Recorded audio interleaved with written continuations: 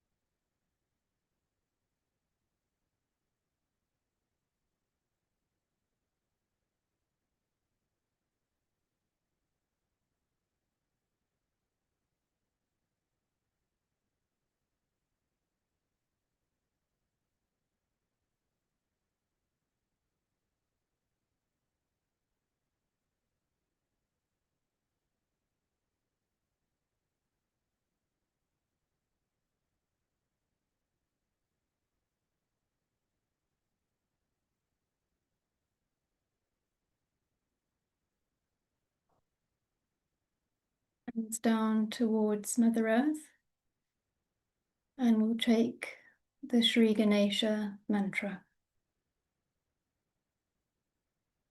Om Tvameva Sakshat Shri Ganesha Sakshat Shri Adi Shakti Mataji Shri Nirmala Devi Namo Namaha.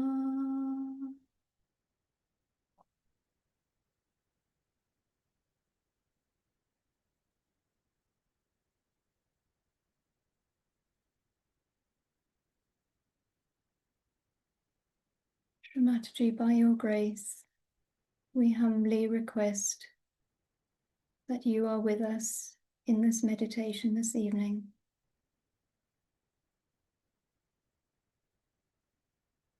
Thank you for your divine blessings. Let's place our hands back on our laps,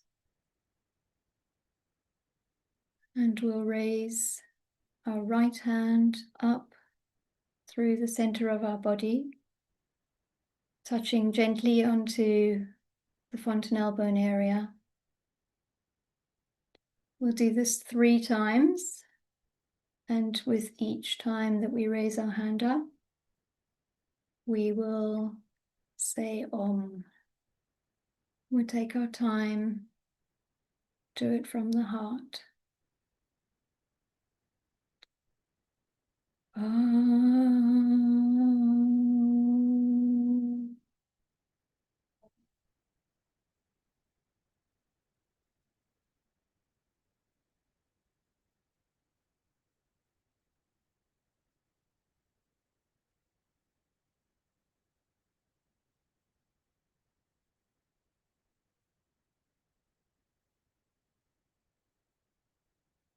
Om.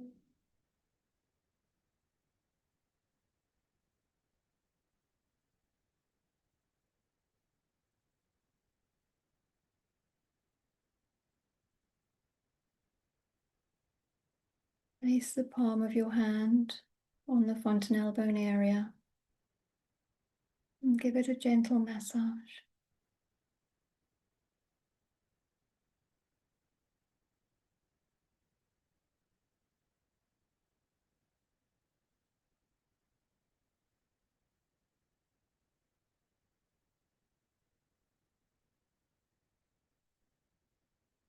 Raise the hand gently above the head. Feel the cool breeze above our heads.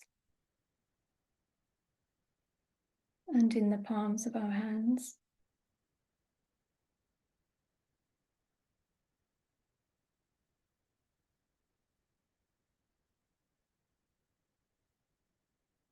And place the right hand back on the lap.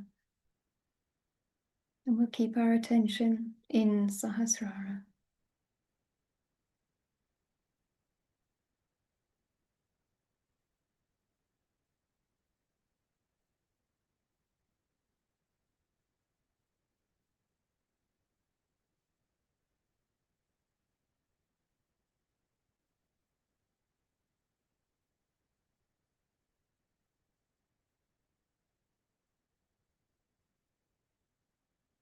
We forgive any thoughts that may come, and we let them go.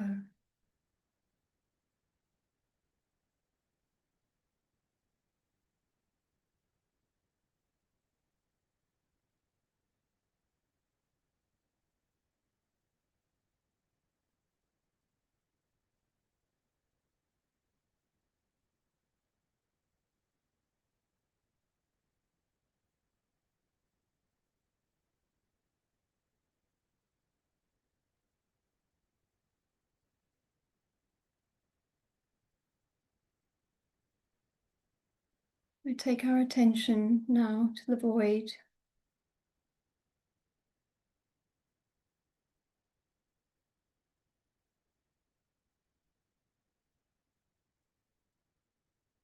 Shri Mataji, by your grace, please make me my own guru.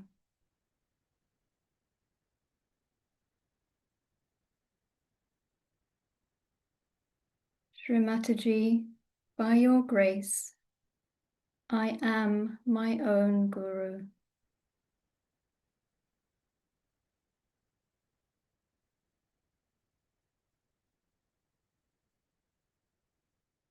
Shri Mataji, as I am pure knowledge, by your grace, I am my own guru.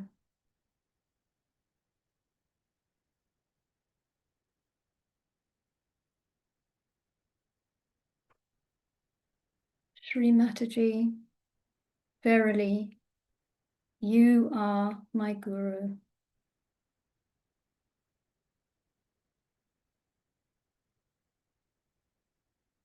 Please, Mother, awaken the guru principle within me.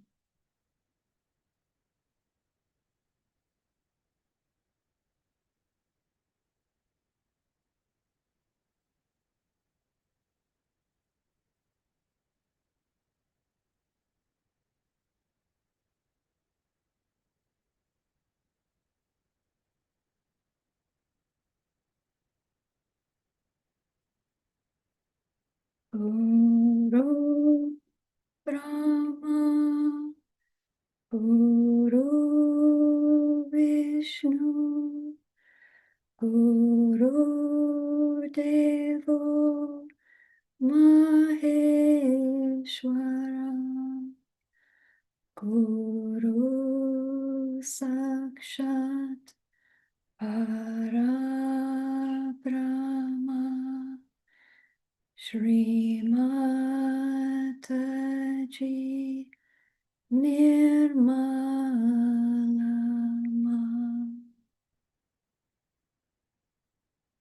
Guru Brahma, Guru Vishnu, Guru Devo Maheshwara, Guru Sakshat Parabrahma, Shri Mataji Nirmalama. Tasmai Shri Gurave Namo Namaha.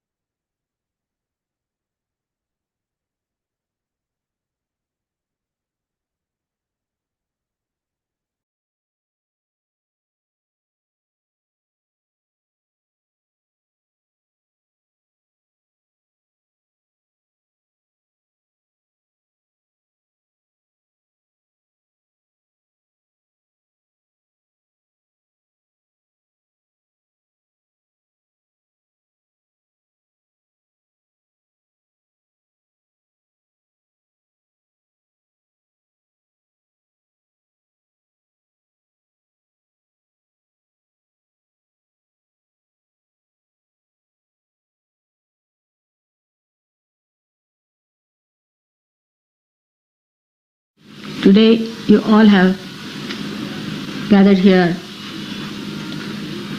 to do the Guru Puja.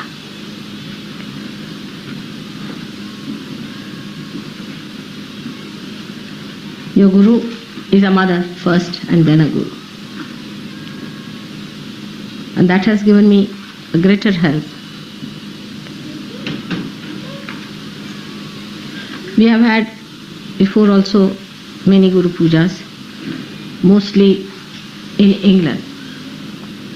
And you should wonder why Mother always somehow is doing Guru Puja in London. The time falls in such a way that it is in Guru Puja. I am here during that time. I have to be in London. So many years we have been doing Guru Puja in England.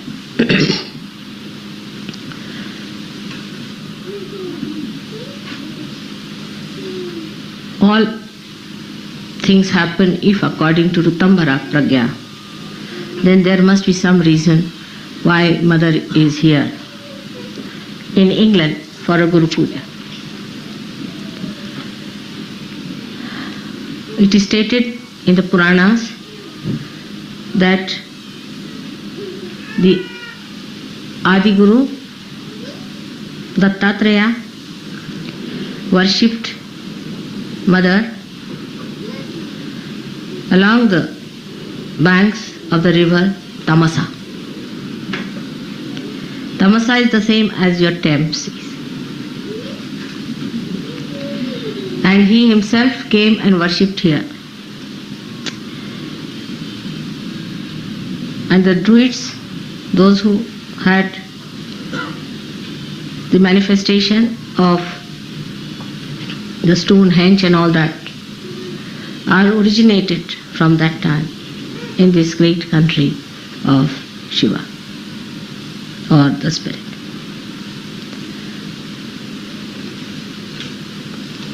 So the Spirit resides here as in the heart of human beings, and the Sahasrara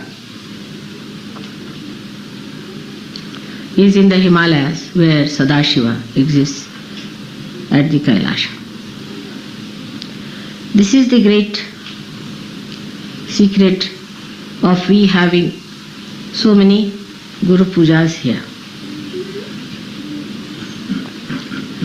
To culminate it today into the special type of Guru Puja in the year of the 60th birthday of your mother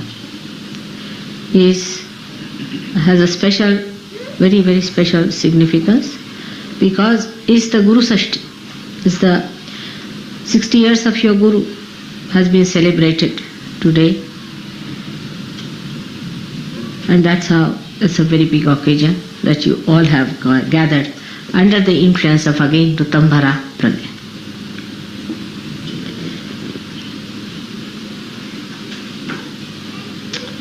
So all that has happened by the nature's own gift to you. And everything has worked out so well because that was the desire of the divine and the design of the divine. So the river Thames, which we call her as Thames, you see English have a method of making everything English. Like Bombay they made it, Mumbai was Bombay. You see, like Calcutta, like all other words were like that. Like Varanasi was made into Banaras. River Thames, which was really Tamsa, was called as Thames. Now from the name Tamsa, one should know that is a place of Tamoguna. Is a place where left-sided resided since long. So people were very worshipful, left-sided people, emotional type. And they worshipped God more than that they went into yagyas and all that. And Dattatreya lived here and meditated on the banks of river Thames. That's why Guru Puja here has to give us the great background for your awakening of the Guru principle. We have to go to the roots of everything so that we understand the importance of it. Unless until you know the roots and the traditions behind, you cannot understand the depth, the gravity, the intensity of any puja. Today we have gathered here to do the Guru Puja. Again, the reason is we have got a Guru principle within ourselves, as I told you last time. And also I have given elaborately the 10 commandments as expressed within us, which are describing the different types of essences within us.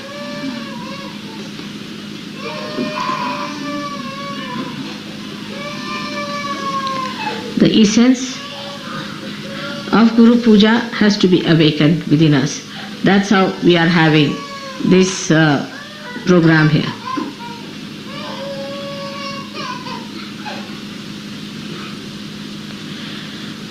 Now, it is important that we have to establish the dharma within us. Without the dharma, you cannot have the ascent. And as I have told you before, that the cleanliness of your being depends on how much dharma you follow religiously. At the time of Moses, it was worked out, and all the rules and regulations were created for realized souls. But as I read in one of the books, it was very good, because if I had said this, people would not have believed, that it had to be changed. I think during the speech the children should not be here. It's better to take them out. After the speech you can bring them along. Those who make noises. Those who are quiet is all right, but those who are making noises, better to be out. If they are going to make noises, better to be out or near the door, so that if they make noises, you can get out. So there is no disturbance. And during the puja is all right. You could be at the gate, door, or some place from where you can go. So the laws and regulations that were given to human beings were actually for the realized souls who would understand. But when Moses must have discovered the way human beings are, he must have changed them to very strict rules, because with human beings as they are, one has to be extremely strict. They can't understand anything but fear. If you have a stick in your hand, you can put them back. Without that stick, human beings won't listen. They are only all right if there's a fear. Now if you see today, the condition of all the nations, those who are having leaders or prime ministers or presidents, they are all people extremely strict, very dominating, and very dry. And normally people like such people. Even Hitler succeeded because of that nature. So the character of a guru so far has been of a very strict nature for people who are not realized. Normally a good guru, Sadguru, he doesn't like to talk to people much. They throw stones, or they don't like to talk to people who are not realized.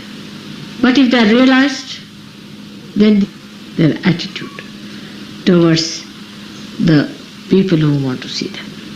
There's a tremendous difference between a person who is realized and non-realized in the protocol of God. A man may be the king or anything, he'll be asked to sit outside. It has nothing to do with what position you enjoy. As long as he is a realized soul and not possessed, he is given the highest position. But if you are possessed, then also the Guru will tell him that you get out from here, first get rid of your position and then come. And all these strict rules were there, that such and such person must be killed, such and such person must be given a punishment of cutting the hands, cutting the feet, even absolutely destroying the eyes. This was done because they were not realized souls. It was a great realization of Moses, I think, that he took to the another kind of law which is known as Shariat now, and that's what the Muslims are following. In a way it's good, I think, because people who are now normal people really deserve such a rule. But it should not be so fanatical that you cannot discriminate between a realized soul and non-realized soul. Now, the Guru within you will be awakened if you are strict with yourself. That's one point is very good. Unless and until you are strict with yourself, the Guru will not be awakened with you. People who are lazy lumps, who cannot sacrifice anything, who are very fond of comfort, can never be Gurus, take it. They can be good administrators, they can be anything, but never a Guru. A Guru should be willing to live the way he has to live. He should be able to sleep on stones. He should be able to sleep under any circumstances. Not that the disciple should force on him, but it should be his own nature that he can adjust himself. Comfort cannot crawl on a Guru. Now those who want your Guru principle to be awakened must know that you should not ask for comfort. Even for a thing like that, yesterday you saw the dancing. One has to do real tapasya. Intensive tapasya you have to do. You cannot learn even a thing like dancing without going into a penance about it. So a Guru has to go through a penance is important. Sahajogi need not go, but a Guru Sahajogi has to do it. We have to have penances. And the penance can be any kind of desire you have. Say, supposing you are very fond of food. Just don't eat the food that you want to eat. If you are very fond of sweet food, then eat something very bitter raised to power 108. And if you are fond of some sort of a very, as Indians are sometimes, very spicy food, then eat so bland a food without salt. Teach your tongue to behave itself. It doesn't behove a Guru to put his attention to food. I have seen some of the Sahaja-yogis, they are all right when the food is there, quite concentrated. But when it comes to the program, they have no concentration. This is sad thing. Such people cannot be Gurus. They can be cooks,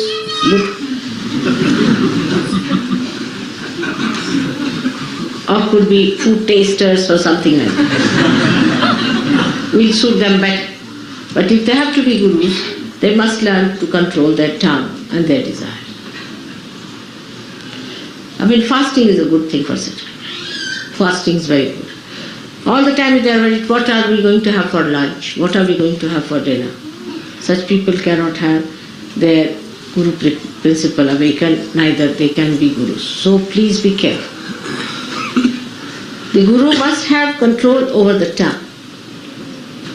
He must know when to get angry and when to be gentle.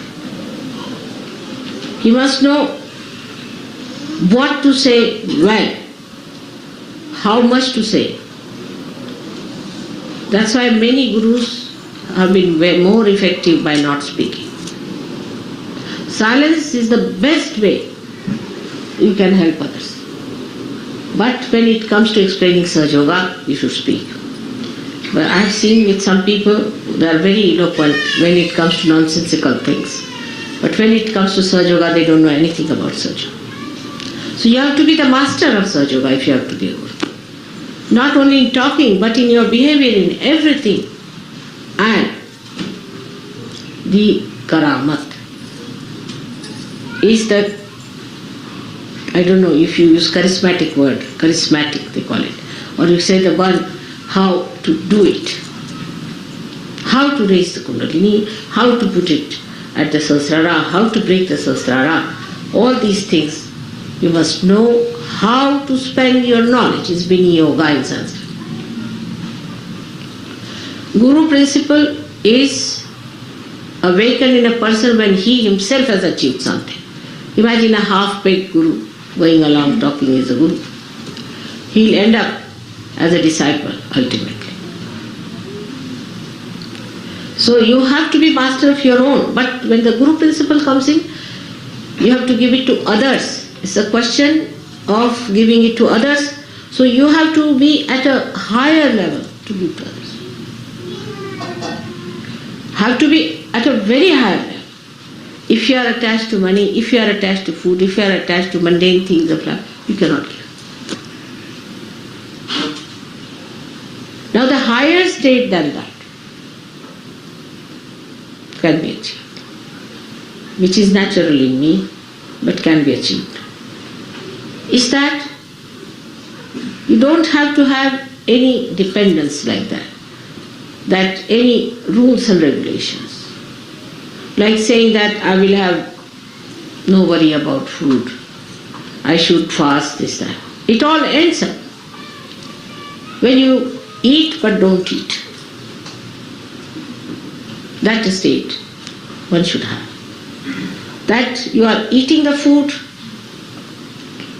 and if you ask, did you have your lunch? I don't know. Will you have your lunch? I don't know. Absolutely indifferent to the problems of the body. Where did you sleep? I don't know.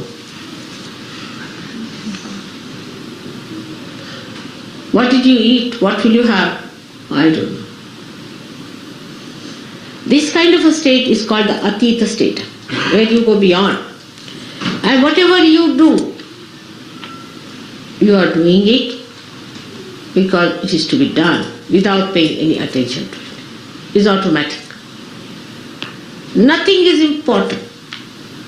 But this is, before becoming Atita, you have to tell yourself, nothing is important. You see, is a avirbhava, as they call it, is a kind of a drama you have to put in. Oh, nothing is important, this carpet is not important, I should try to sleep on the cement. First you have to do that.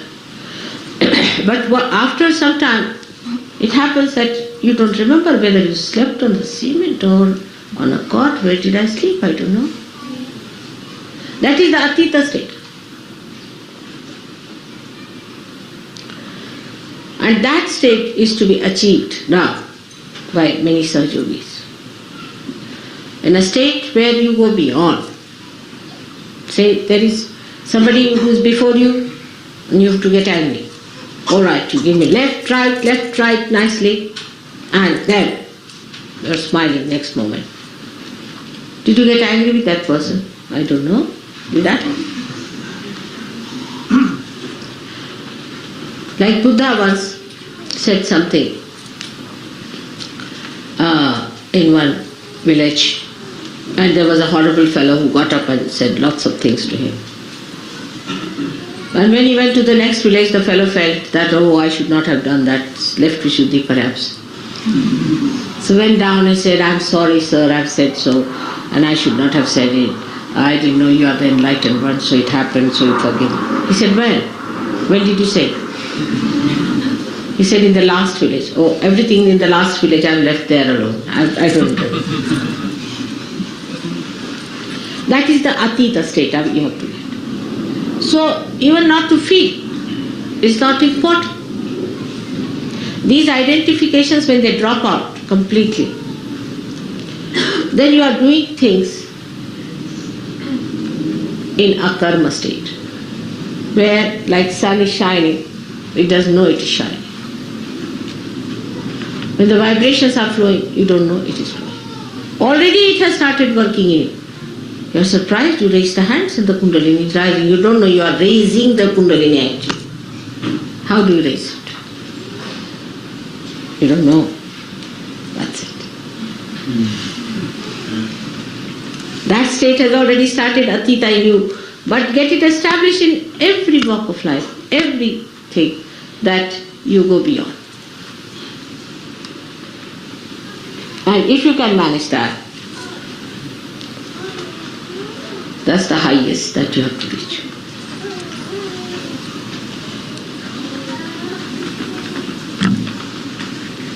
Now, with the incarnations, it's very different. It's the other way around. Everything is the other way around.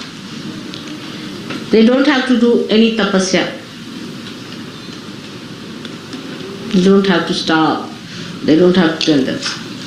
Whatever they do is the punya. They don't have to collect punyas either. If they kill somebody, it is dharma. If they hit somebody, it is the dharma. Nothing they do wrong. They are absolutely immaculate. If they deceive someone, they cheat someone, it's perfectly alright. Because for a higher goal, you have to give up the smaller goals. It's justified in our day-to-day life, you see, that when you are defending your country, there's an enemy on you. If you have to defend your country, you can slay him. You can cheat him. Diplomatically, you can befool him. It's allowed. Why? Because for a higher goal, you have to give up the smaller goal.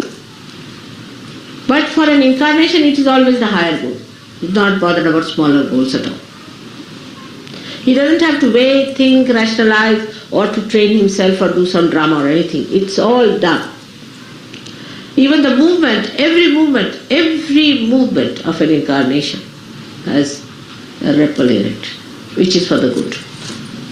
There's nothing, not even a moment is such which is not for the good of the world. So the incarnation is a very different thing that is not to be achieved, that has to be. Now for example, the incarnation is the bhokta, is the enjoyer. He is the enjoyer of it. Many people say have created. Now we have a carpet here from Turkey. These carpets were created by Turkish peoples some time back for an incarnation to see.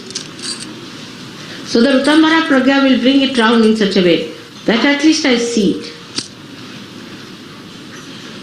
Or I have it. So that their souls will be blessed. So that they feel nice. Like Michelangelo has made that not for popes, I can tell you. And not for all the rubbish people who go there. Neither Blake did all that work for the useless people who want to go and see nude artists. It was all done for the incarnation to see. That's the way they are blessed the most. Because they are beyond. Nothing touches them. Nothing is important. But it's not rational or anything that they have trained themselves. But it is automatically like.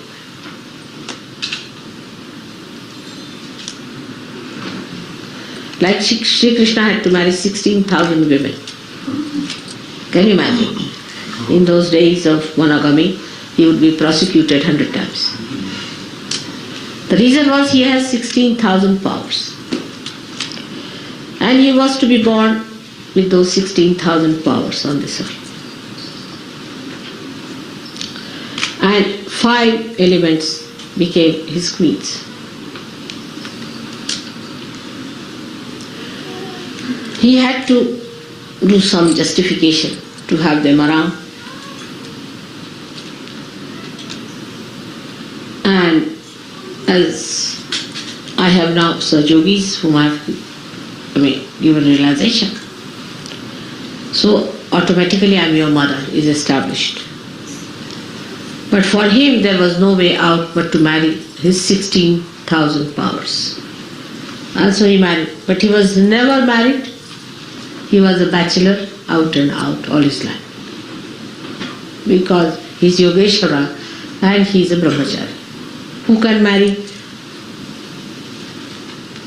him? So for them, all these worldly things are just a drama, has no meaning at all. It's just a drama. A person who is not an incarnation should not try to be. That's not the right of a human being. Like a policeman standing on the road, if he puts his hands right, left, we follow it. But you ask some madman to go and stand there, he'll be arrested.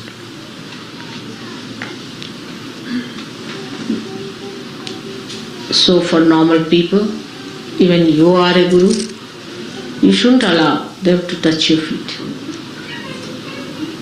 Only an incarnation's feet must be touched. And nobody else's feet must be touched. Of course, in Samayachar, like as we have in India the custom to touch the feet of the father, but because the father is a representative of the father in you, that's what the mother. But that's symbolic. But in reality, you are not to surrender yourself to anybody else but to an incarnation. Also, if there's a teacher in your any art or in any way, your master, you must touch his feet. Even to take his name, you have to pull your ears. But nobody who is a human being should make touch your feet, especially the Sahajogis should not. Nobody should ask anyone to touch your feet. As an elder you may. That's a different point, but not as a guru. It's a very dangerous thing. Once you start it, you know what it happens with so many. They have just gone out of such. So to develop the guru principle within you, first of all, you must develop yourself fully. Now, how to develop yourself for Guru principle, one must see. We have got the 10 principles within you, as I told you before, and we should develop these all 10 principles in such a way that we stand out from others. Yesterday, as I told you, that when we do Dhyan, Dharana and Samadhi and achieve the blessings of the Rutambhara Pragya, then put that whole thing onto different areas as called as Desh or Bhumi. How you spend them is the point, is through mantras. Cleanse it through mantras. Cleanse it through your attention. Every day you must know which chakra to be cleared up. You must know about yourself, where is the problem, how it is to be cleansed, how we have to clear it out. Do not take it for granted. Many people who have got, say, left-sided problem, you will just bring them lemon and chilies and think our mother has done the job. I can only do the job temporarily. But if there's a vacuum, again you'll suck in. You see, the vacuums within you feel hungry again to have some more. So to take out that vacuum is your job, and for that you have to religiously get after all your defects. That's the most important thing for all of you. And try to put full attention to all these different deshas. It's the nations they are called as. And once you have cleared it, it is enlightened, it is full of light, then you call it Pradesh. Means the Desha has been enlightened. Once that has achieved, then you have reached a point you can become a Guru. But still you are not a Sadguru. To become the Sadguru, you must achieve the state of Atita. The Atita state is such that a person who is not a good man will tremble before you. A man who is a liar, who has cheated others, will lose his tongue. A man who has adulterous eyes, who is a man without no control, without any control over his mind as far as the women are concerned or men are concerned, such a person will have shaking in his eyes. Some of them will shake. Those who have been possessed will be shaking very much. They will be all exposed before the light of a Sadguru. When you achieve that, you don't have to fight them. They will themselves be exposed, and you don't have to do anything about it. One day I was told that there is a servant, lady servant, who is a very possessed person in the family. So I said, get rid of her. I went to the airport. On my way, I stopped at that house. And the maid servant just walked in, you see. And there was a big gutter flowing. I mean, not a gutter, but an open sort of a thing. And she saw me and she fell in that. I said, oh God. So I told the driver to take the car a little ahead. And she fell in. It happens. I was traveling by plane one day, and a gentleman in front started just jumping. So Sir Yogi asked, are you from TM? He said, how do you know? He said, we know. So I sat back. It may be they may all have, a day may come when they might start jumping like that. Or a pilot might start jumping. It's a big problem for me.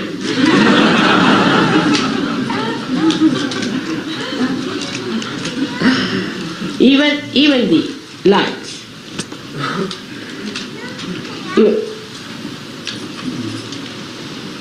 You enter into any church and suddenly you find all the lights going up like that. Even in big banquets, I find when I'm sitting there, and suddenly everybody comes and sit down, and all their booths come round, they start jumping, and the people start looking, what's happening? Is there fire on?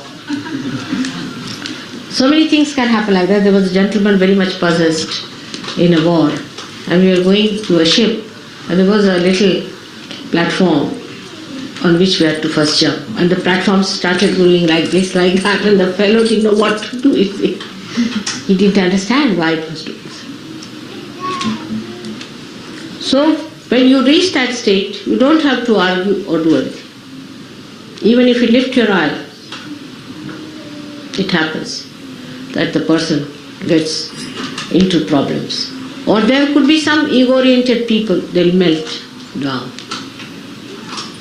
First you have to do the drama of a guru. Dress up in a way which is simple. You have to behave in a way which is very gentle, because you have to attract them. Come along, come along, come along. That's advertising department. And once it is done, that drama is done, it can be exposed very soon. They'll find you out that you are no good. You are just a dramatist.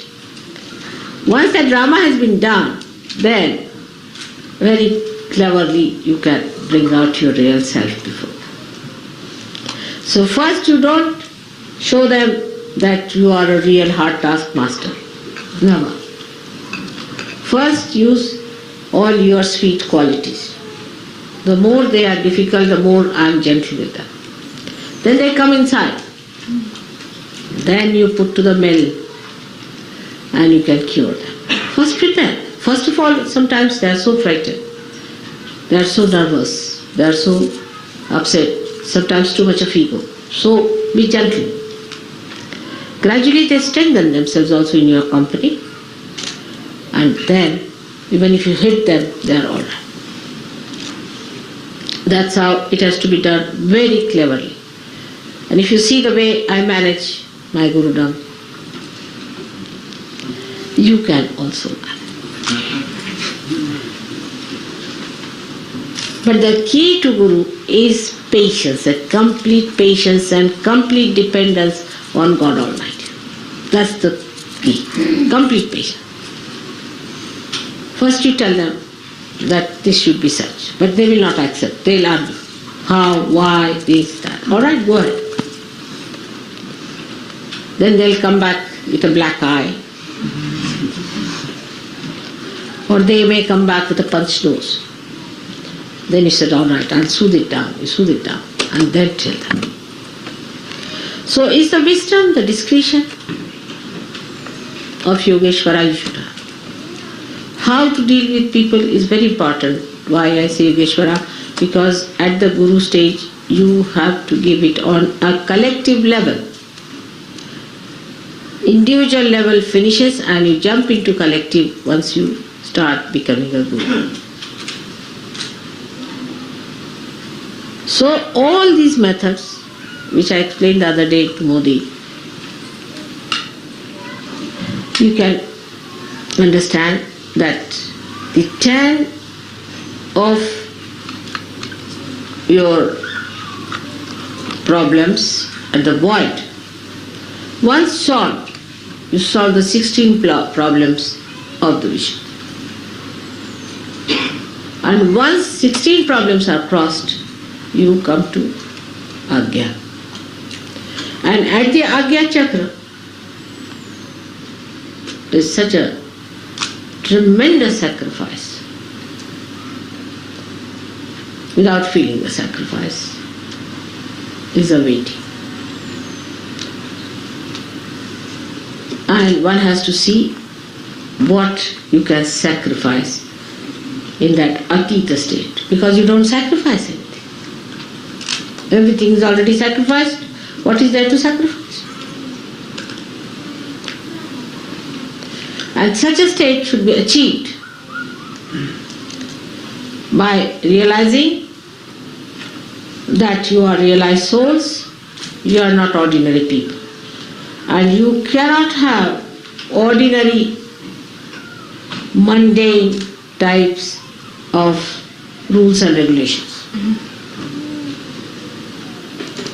Like yama niyama. The niyamas are for yourself, yamas for others. Nothing. There should be absolute truth with it.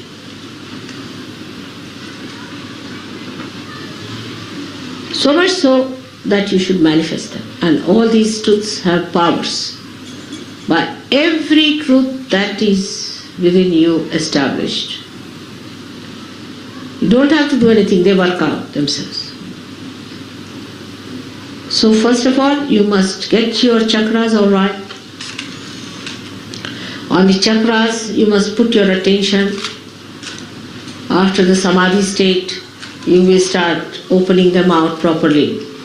Clear them out. Know what are the chakras that are bad. I've seen people who have very bad few chakras and many good chakras, but they will be only enjoying the good chakras and will not worry about the bad ones. Pay attention to your bad chakras. Cleanse them, cleanse them. Put all your attention to that.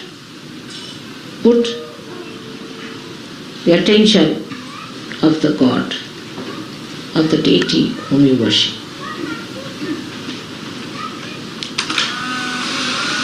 And you get the complete manifestation of their power within yourself.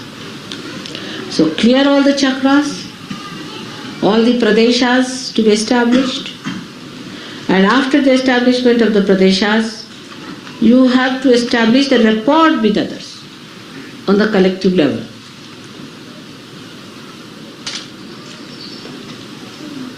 Then a state where you become a complete spirit at Agya Chakra. It's the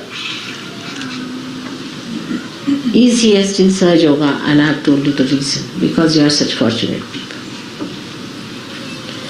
The easiest of easiest is Sahaja Yoga. The essence of Sahaja Yoga, that is the easiest thing to do.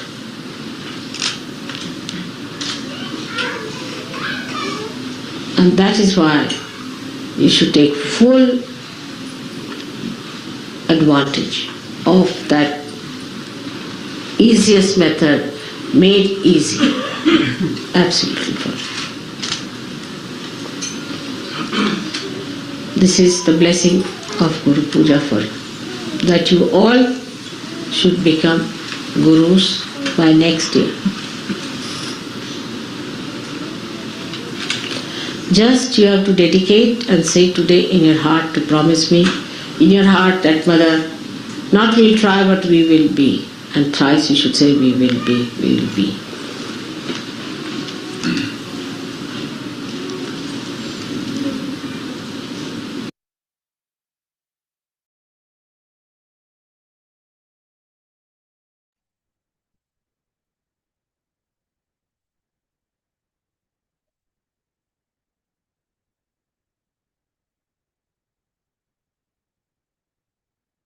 We'll just have a few minutes of silent meditation, followed by a few minutes of music.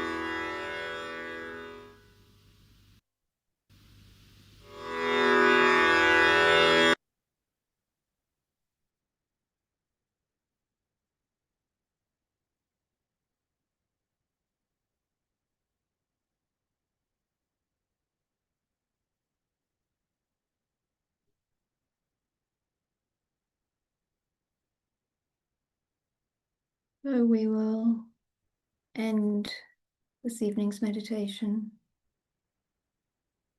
by bowing down to Shamaji, to her divine lotus feet, raising our Kundalini and putting on a bandana.